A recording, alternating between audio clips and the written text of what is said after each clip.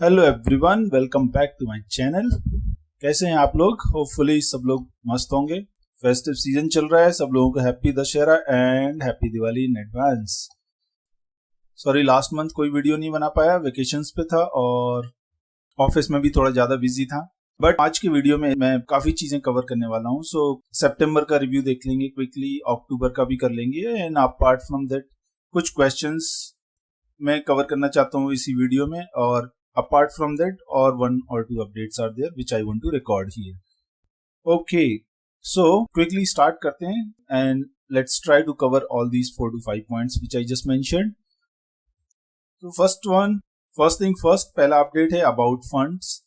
So जैसा आप लोगों को पता होगा, इस चैनल पे जो कवर्ड कॉल के अकाउंट्स को मैनेज करता था वो दो अकाउंट्स थे, Zerodha and M dot stock. And for last couple of months I was trying to get rid of M dot stock while I track all this covered call transactions in this dashboard. So उसके लिए मैंने क्या किया है कि, और since मैं अभी उसका क्यों नहीं हटा पा रहा था entries, because M dot stocks में 3 दुकानों की होल्डिंग्स थी उसमें, जिसके मैं रेंटल्स कलेक्ट कर रहा था, और वो दुकानों से एग्जिट नहीं हो रहा था क्योंकि उनका सी जो मैं बेच रहा था वो आईटीएम नहीं आ रहा था 2-3 महीने से। फाइनली लास्ट मंथ में सारे तीनों दुकान चले गए हैं।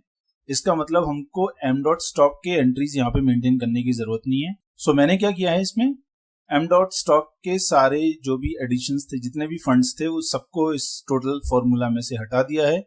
आई हैव कंसिडर्ड ओनली जीरोधा वाली entries now. Earlier this month जो क्वार्टरली सेटलमेंट हुआ था उसमें से 35 लाख जीरोधा ने मेरे बैंक अकाउंट में वापस कर दिया था, बिकॉज वो अनयूटिलाइज्ड अमाउंट था उस डेट पे। आई डोंट नो उसका क्या कंसेप्ट है exactly, how they consider the unutilised amount. अगर किसी को उसके बारे में ज्यादा नॉलेज है, please explain in the comments, या फिर कोई उसका शॉर्ट डिस्क्रिप्शन हो उसका लिंक अगर दे सकते हैं, that would be great. Okay, anyway, so जो 35 लाख आया था वो मैंने डाल दिया उसमें वापस, और एडिशनली और थोड़ा सा भी अमाउंट डाल दिया है just to make it 1 CR। So Zerodha में अभी हमारा पूरा 1 CR का कैपिटल है। Now onwards we are going to track only Zerodha वाले ट्रांजेक्शंस। एम डॉट स्टॉक में मैं जो मेरा बाकी का स्ट्रेटजीज चलते रहते हैं या फिर और दूसरे ट्रेड्स चलते रहते हैं, that I will continue in there, but pure covered call transactions to generate monthly rentals for my household expenses, वो मैं जीरोधा से ट्रैक करूंगा और उसकी जर्नी में इस चैनल पे बताता हूं। So with that I will continue only with the Zerodha account. Okay, so ये था अपडेट फंड्स से रिलेटेड। फ्यूचर में अगर मैं इसमें और कोई फंड्स ऐड करूंगा, then I will keep on updating this sheet, और आप लोगों को भी मैं नेक्स्ट वीडियोस में अपडेट कर दूंगा। बट या for this month and may be for November and December also I'm not planning to add more amount here. उसका रीजन क्या है वो मैं आगे बताऊंगा। आई मीन शॉर्ट आंसर उसका ये है कि मेरा इस फाइनेंशियल ईयर का टारगेट इस अकाउंट में अचीव हो गया जो रिटर्न्स का था, that is the reason. But otherwise अगर कोई माइंड चेंज होता है to infuse more capital, then I will keep you guys posted. Okay, so ये हो गया फंड्स का। Let's directly jump on to dashboard 2।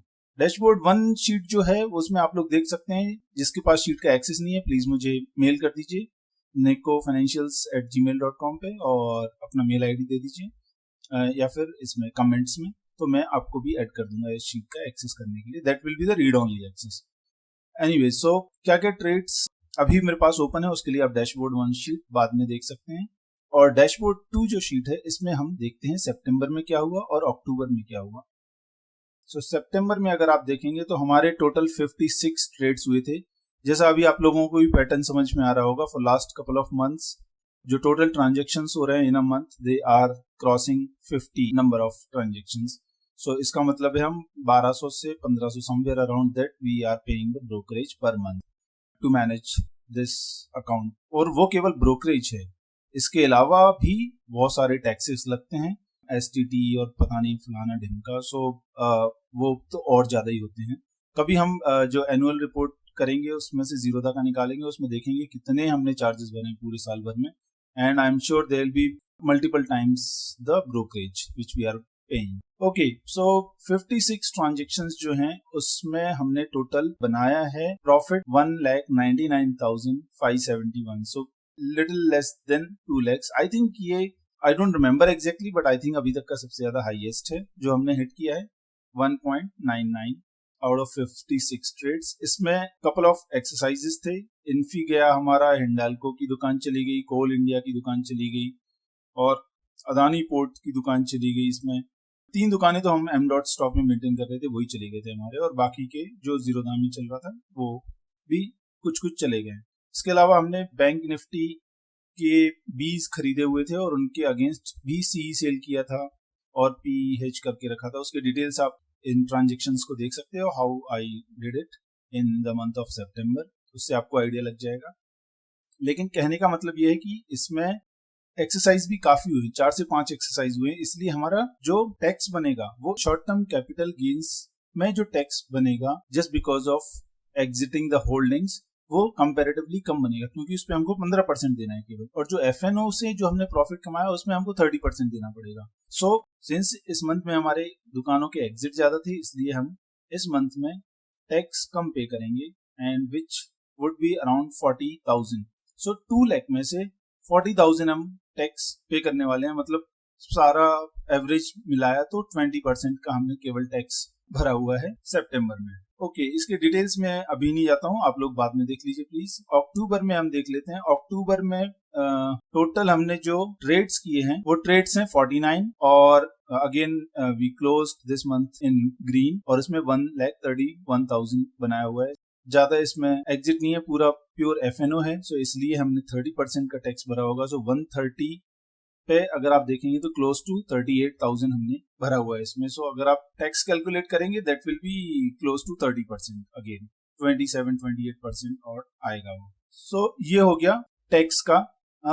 एक और चीज मैं अभी कर रहा हूँ लेटली, सिंस विक्स बहुत कम है, और अगर आप लोगों को याद होगा तो मैं आपको एक निफ्टी वाले ट्रेड्स दिखाता हूँ। सो निफ्टी में निफ्टी 20 में अगर आप देखेंगे तो हमने इसमें बहुत सारे पुट्स खरीदे हुए हैं लॉन्ग टर्म के। सो 2025 दिसंबर का 18,000 का पी, 2026 का 18,000 का P, 2024 December which is next year 20,000 का पी, ये 2 खरीदे हुए हैं हमने। सो इन सब में अभी ये माइनस अमाउंट चल रहा है, मतलब नीचे के हमारे पास पुट्स बहुत सारे हैं, मतलब अभी नीचे का प्रोडक्शन हमारे पास अच्छा खासा है। तो इसलिए मैं क्या कर रहा हूँ, बहुत सारे इसमें कॉल और पुट 1-1, 2-2 रुपए वाले सेल कर रहा हूँ on last day, on the expiry day, और जस्ट 1 डे इन एडवांस।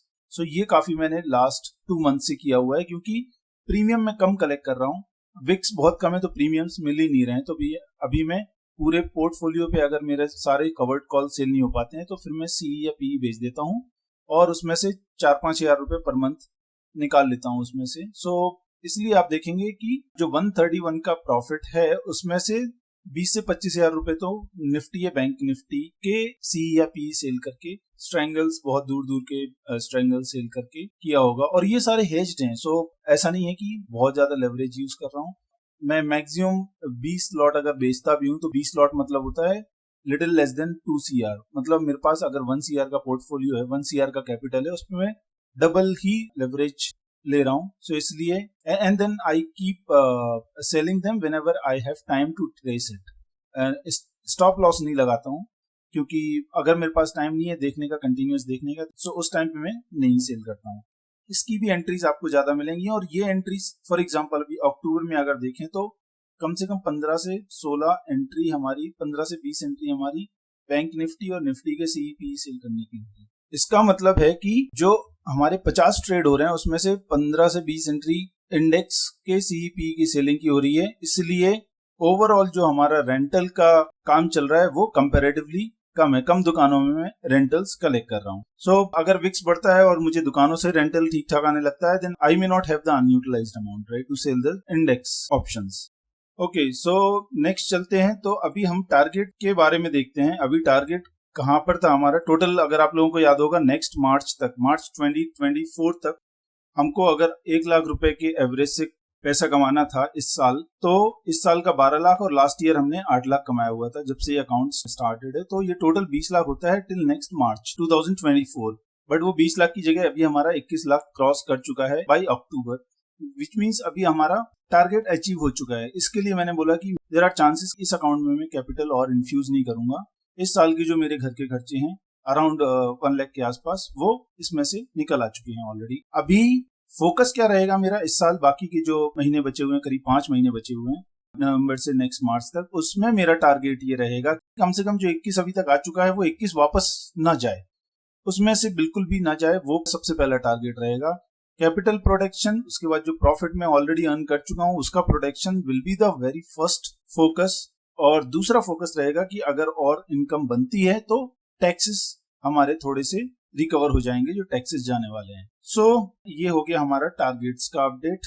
इसके अलावा coming on to the taxes, so taxes में एक अपडेट ये है कि जो पहला 15 जून वाला एडवांस टैक्स का जो इंस्टॉलमेंट था दैट आई मिस्ड। सो सितंबर वाला जो है, बाई सितंबर मेरा जो टैक्स बन गया था वो 1.5 लाख रुपए मैंने एडवांस टैक्स भरा हुआ है।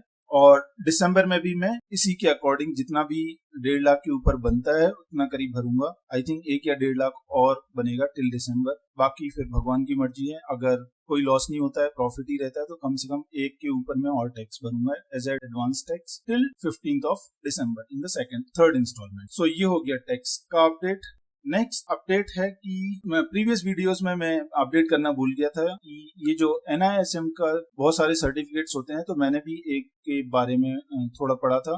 जो ऑप्शंस का एक है इक्विटी डेरिवेटिव वाला विच इज सीरीज 8, तो उसके बारे में मैंने थोड़ा पढ़ाई किया था and I appeared for that examination and by the grace of God I passed that exam. So वो अभी मैं बोल सकता हूँ I am series 8 certified for the NISM। So उसका ये सर्टिफिकेट है, मेरी नॉलेज को और थोड़ा सा एनहांस करने के लिए पढ़ा था। May be in future also whenever I get time I find any other certification which is kind of interesting, तो मैं उसके लिए जरूर पढ़ाई करना चाहूंगा। अगर आप लोगों की तरफ से कोई सजेशंस हैं please let me know. Okay, so this was about NISM certification. Now on to the last section, which is couple of I've taken couple of questions. Although there were many questions in the comments or in the emails, but 3-4 में ले लेता हूँ जिससे ये video बहुत ज्यादा लंबा ना हो। So पहला क्वेश्चन, रादर ये सजेशन है बेसिकली कि जो मैं डैशबोर्ड मेंटेन करता हूँ उसमें ट्रांजेक्शन सारे मेंटेन करता हूँ। सो उनका सजेशन था कि उसमें आप ट्रांजेक्शन डेट्स का भी एक कॉलम डाल दीजिए। मैंने कंसीडर करने का ट्राई किया उसको, बट फिर उसके बाद वो शीट और ज्यादा बड़ी हो रही है। उसमें जितना कम से कम मैं उसमें डेटा रखना चाहता हूँ, एक्चुअली जितना कम डेटा रहेगा उतना बेटर मेरे एक सिंगल स्क्रीन व्यू में वो फिट हो जाते हैं सारे कॉलम्स। अगर मैं ज्यादा कॉलम्स उसमें ऐड करता जाऊंगा then I may end up disturbing my one single view of the screen, जहां पे मैं सारे कॉलम्स को एट अ सिंगल व्यू में देखना चाहता हूँ with decent size of font which is readable. So ये रीजन की वजह से मैंने फॉर द मोमेंट कंसीडर नहीं किया। I am so sorry for that, but in future अगर मुझे कुछ लगता है कि ट्रांजेक्शन डेट्स भी होनी चाहिए तो I try to keep it in back of my mind. But for now भी आप लोग ऐसे कर सकते हैं कि जो भी मंथ में मैं ट्रांजेक्शन करता हूँ उनको मैं कलर कोड करके रखता हूँ। सो जो मेरे क्लोज हो चुके हैं ट्रांजेक्शन, मतलब प्रीवियस मंथ्स के थे, उनको मैं हर इंडिविजुअल शीट के अंदर ग्रीन कलर कर देता हूँ। जो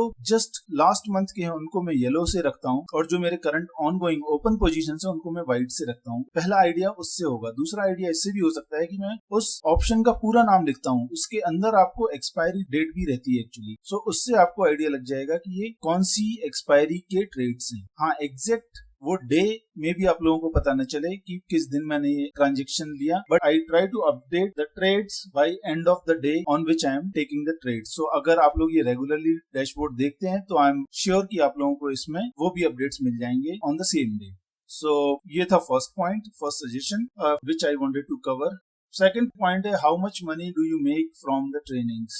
So I know why this question is coming, but short answer is 0 rupees. मैं कोई trainings नहीं करता हूँ, even मेरा identity public नहीं है, ना ही कोई short term में ऐसा कोई training वगैरह कुछ करने का है।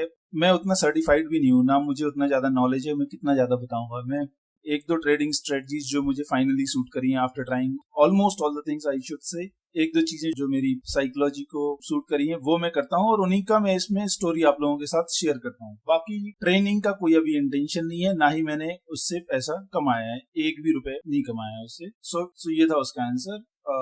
थर्ड क्वेश्चन है how are you infusing 10 lakhs per month? 10 lakhs per month तो मैंने इन्फ्यूज किया था only in the first year, what I remember, क्योंकि ये मुझे अकाउंट एक 1 CR का एक डिसेंट साइज जो होता है जिसमें आप 8 से 10 दुकानों में दुकानदारी कर सकते हो, इसलिए मैंने ये सोचा था कि इसमें 1 CR कैपिटल इन्फ्यूज करूंगा। तो मैं किसी मंथ में 5 लाख, किसी मंथ में 10 लाख ऐसे लगाता था।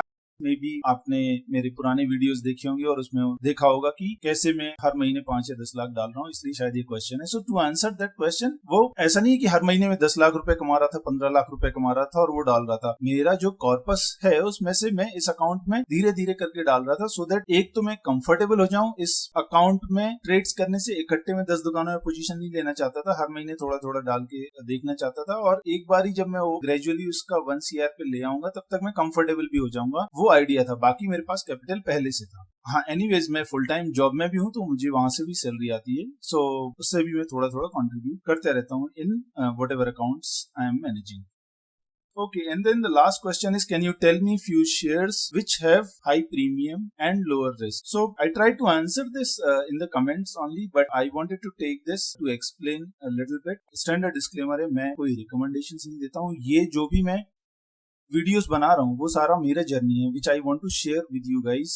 जिसके भी ऐसे एस्पिरेशंस हैं वो देख सकते हैं कि क्या थॉट प्रोसेस रहती है behind generating the almost regular income. This is not a fixed income just like salary, but almost close to regular income which one can generate, which I am trying to generate at least। so वो journey में share कर रहा हूँ आप लोगों के साथ भी while I am maintaining my leisure। so मैंने क्या किया है कि एक और शीट मैंने बनाया स्टॉक स्क्रीनर। मेरा स्ट्रेटजी ये रहता है कि मैं सबसे पहले तो निफ्टी 50 के ही जो 50 स्टॉक्स हैं उसमें ही काम करता हूँ इस अकाउंट में दुकानदारी करने के लिए। पहला रूल ये है मेरा। दूसरा रूल ये है कि मैं डिस्काउंट में लेता हूँ, जिस दुकान में सेल लगी हुई है मार्केट में, जिसके शेयर में डिस्काउंट में अवेलेबल है, उसमें दुकानदारी शुरू करता हूँ हर महीने किराया लेने के लिए। सो उसमें जब मैं पोजीशन लेता हूँ तो पोजीशन लेने के लिए मैंने इंडिकेटर क्या यूज कर रखे हैं कि पहले तो वॉच लिस्ट में वो 50 स्टॉक्स ही होंगे। दूसरा इंडिकेटर ये है कि वो दोनों डीएमए, मतलब वो 2 डीएमए मतलब 50 डीएमए और 200 डीएमए के नीचे। अगर वो दोनों के नीचे है तो मेरे लिए डील मस्त है वो।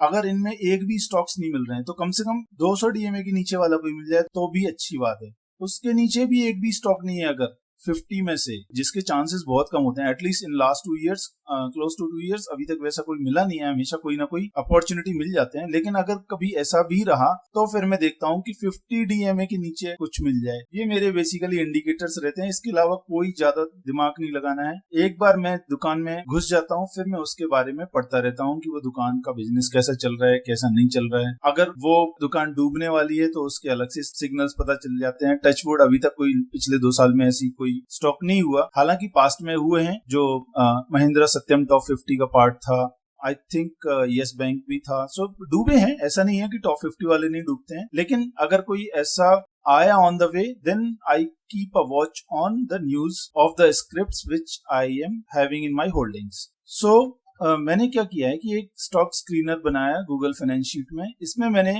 फॉर्मूला डाल दिया है कि जो करंट मार्केट प्राइस है अगर वो 200 डीएमए या 50 डीएमए में से दोनों के नीचे है तो वो पिंक कलर से उसको हाईलाइट कर देगा। ये जब भी मैं ओपन करता हूँ उस टाइम पे वो रन कर लेता है इंटरनेट से कनेक्ट करके, और वो उनको पिंक कलर का कर देता है। सो उनमें मैं पक्का पोजीशन लेने की चेष्टा करता हूँ। सो ये केवल मेरा फंडा रहता है। फिर भले ही उसमें ज्यादा प्रीमियम मिले, कम प्रीमियम मिले, ज्यादा रिस्की है, लो रिस्की है, फिर वो सब मैं नहीं देखता हूँ। सो ये था इसका answer. I think that's all for this video. Hope you guys like it and I will see you in the next one. Thank you so much.